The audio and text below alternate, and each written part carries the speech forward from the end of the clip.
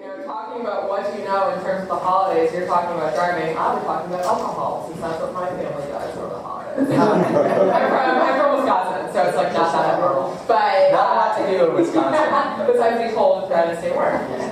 But and something you kind of touched on is what we're paying the government. Not only when we're celebrating holidays, but kind of every day as we go along throughout our lives. And everyone is familiar with the notion of excise taxes, the fact that some goods and services are taxed disproportionately as compared to others.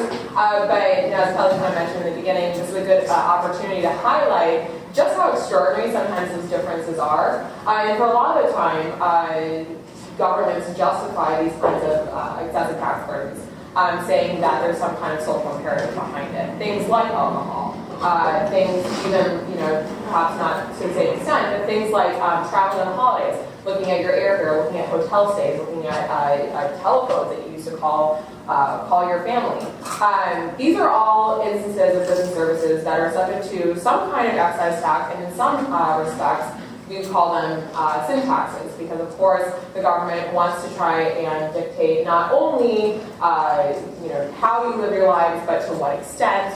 And these are taxes that generally apply to things that I think some of us enjoy, like alcohol. So talking about sin taxes, if you look on your shares, you do have a publication from ATR that's called Tax Bites. What this does is it looks a little bit broader than just the excise taxes on some goods and services, and it looks at the tax burden that companies suffer entirely. So looking at some capital gains taxes, just corporate income taxes that you have to pay.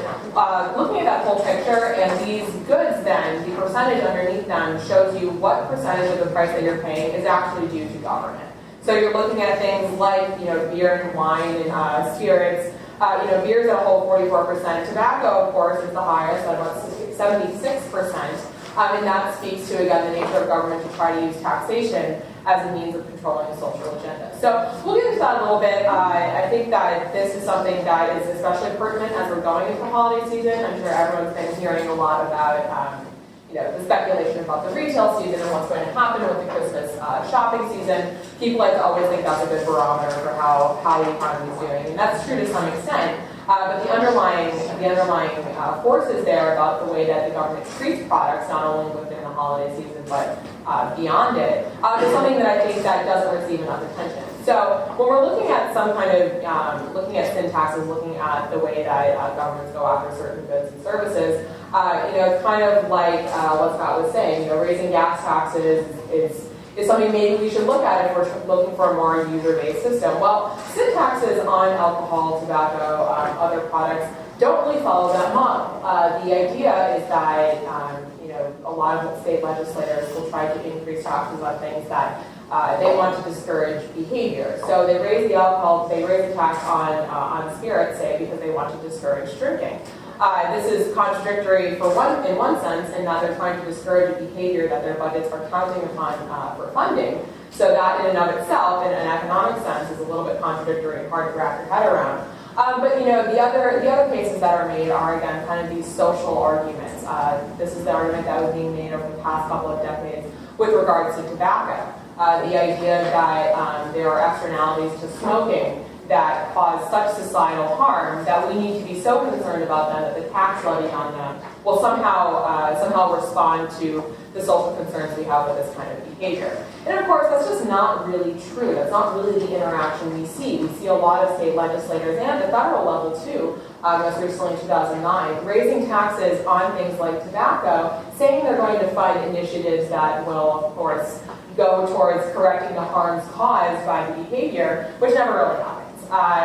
These revenues go into general funds a lot of times, or they're in trust funds that are pilfered by general funds by states who are looking to close a budget gap. And this also, it shows you why a lot of these taxes are a problem at the state level, and why we at ATR follow this kind of legislating as well, because it becomes the easiest way for legislators who are trying to plug budget holes to get another source of revenue. Because of course, as soon as you codify something as a sin or as morally disruptive behavior, it's really hard to mobilize a sympathetic constituency for that item that is being taxed. So saying that you need to tax tobacco because it's obviously harming the population that you're tasked with watching over, it's very difficult to argue against that then. But we see this, I think most notably with the Master Settlement Agreement in the 90s with tobacco.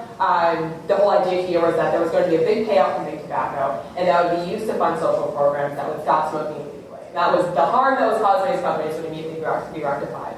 But actually what ended up happening was about 5 cents to every dollar paid out was actually used on anti-smoking campaigns. The rest of it went to fund state budgets and to, again, continue to allow state legislators to spend full-heartedly because they had some kind of excise revenue coming in the door.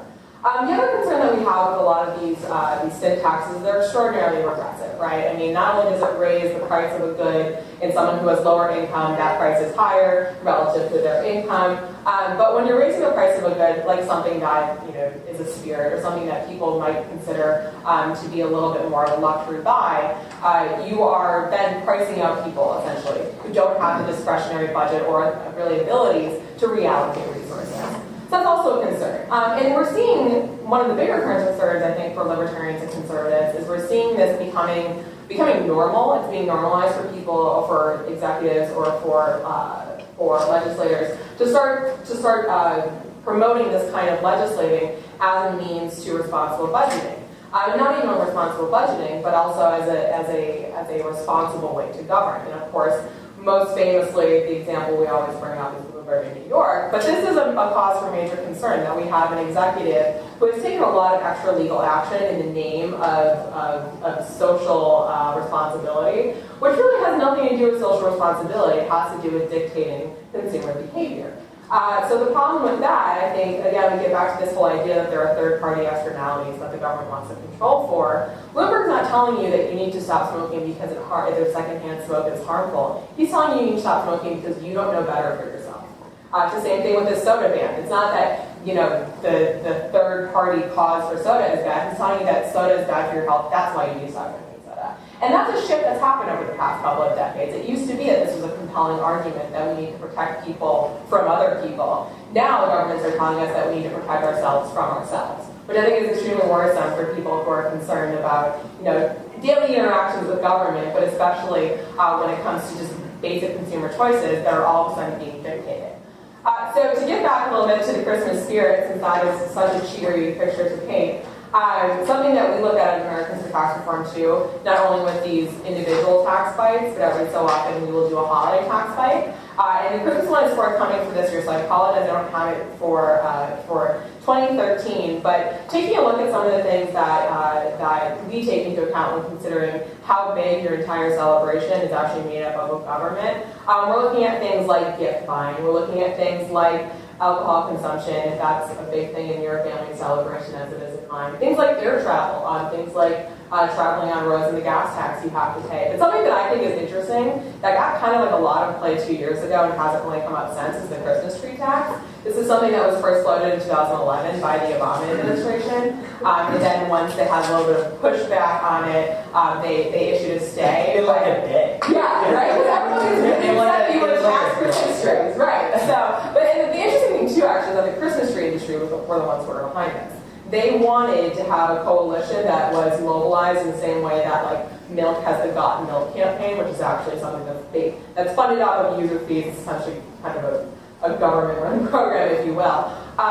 They wanted that, and they couldn't get it going really on their own, so they had the government intercede to try and tax the Christmas tree growers who didn't want to be involved. So this was stayed for 2 years, but this is something that actually came back in the Farm Bill this year, and our House guys were the ones who put it in. So, of course, the Farm Bill's in conference right now. We don't know what's going to happen to it, but this would be a 15-cent tax on every fresh-cut tree, which seems like a lot to me, even though some people are saying, oh, it's only 15 cents, but an average Christmas tree is only about $40 or so. So that would mean that you bring the cost of a Christmas tree, the total cost of that purchase would actually be made up of 31% of government costs and government taxes, which is pretty remarkable when you're thinking about kind of the most innocuous symbol of Christmas celebrations. So, looking at other things that are included in a Christmas celebration, when you're looking at things like the spirits that are going into your eggnog, that's 56.3% of that is made up of taxes.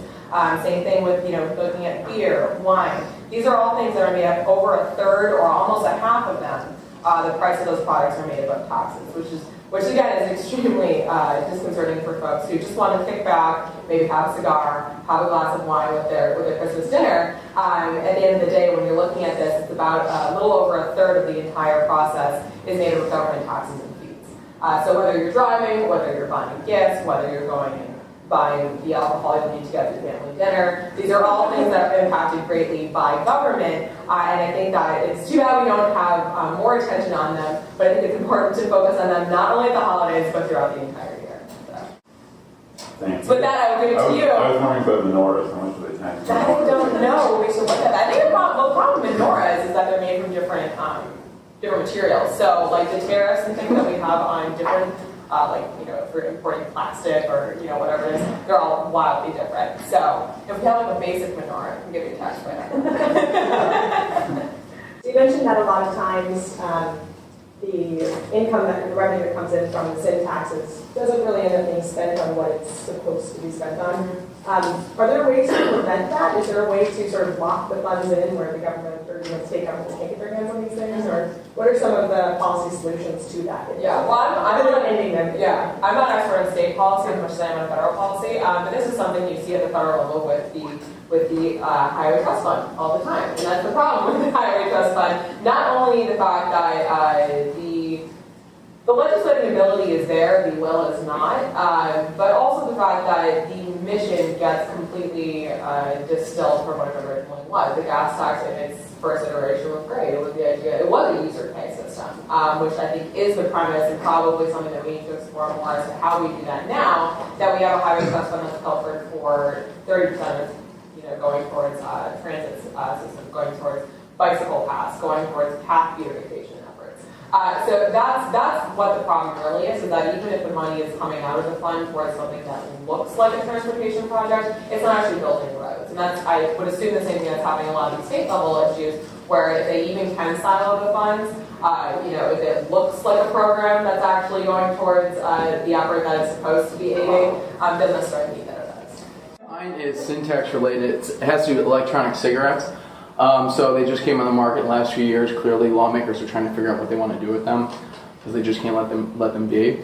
So we just saw the first legislation this past year in South Carolina that would impose an excise tax on them. We were able to help defeat that, but there's already a number of other bills in the works to apply an excise tax to electronic cigarettes. Now, excise tax, especially in tobacco, are usually described as addressing a negative externality, making people healthier. Electronic cigarettes are saving lives, getting people off unhealthy tobacco. I think it lays waste to the claim that tobacco taxes and excise taxes were about helping people. They were always about revenue, is what we've always thought. I think the effort to apply excise tax to electronic cigarettes shows that, exposes that. I was just curious, this is for the whole panel, what you guys think about state lawmakers in the next year and their efforts to apply an excise tax to electronic cigarettes, for which there's not the negative externality you have with tobacco. In fact, you would think by most of these guys' logic they would subsidize the darn things. But I was just curious what you thought. Well, I mean, they're fighting a two-front war, and they'll either work against one another in that extent or not, because electronic cigarettes also are going to eventually come under the purview of the FDA. And these are the guys that are going to tell us whether or not it is, in fact, a smoking cessation product and it actually reduces harm or not. And that's the concern, I think, is that I think that tobacco users who've been using these products to quit smoking and can extol how great that is, will be in a difficult position to convince the FDA that's the case. If it's any indication, if the FDA's past interaction has been any indication, they are generally averse to risk mitigation arguments, saying that anything they could consider to be a bad item is a bad item. So their argument will be that e-cigarettes don't help people quit smoking. It causes people who otherwise would never have picked up anything related to smoking in their life to start. Even though, again, the harm that the FDA has been telling us for years comes from tobacco products with combustion, which doesn't exist in e-cigarettes, they'll, of course, now probably reverse that entire argument and say that this is a product to be concerned about. But you're right. The fact that state governments now want to tax these items as entities that are harmful to the public health does betray the notion that these externalities are what we're legislating on rather than revenue entirely. Because again, this is a new item for revenue hungry lawmakers to go after, and they probably do so with that. So.